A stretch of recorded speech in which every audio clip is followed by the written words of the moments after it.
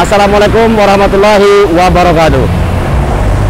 Saya Aibtu M. Mutasor, personil Satlantas Polrestabes Palembang, menghimbau kepada seluruh masyarakat Kota Palembang, pengendara kendaraan baik roda 2, roda 4 atau lebih, untuk kendaraan angkutan barang tidak dibenarkan mengangkut barang yang daya angkutnya melebihi atau odol, melawan wong tua durhaka, melawan arus celaka. Oleh sebab itu tidak melakukan melawan arus lintas.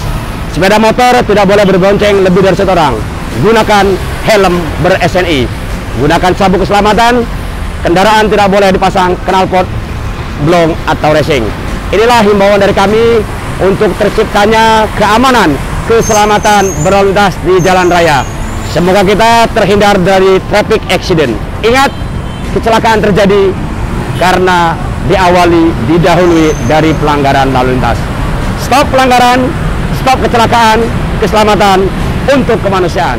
Terima kasih. Wassalamualaikum warahmatullahi wabarakatuh.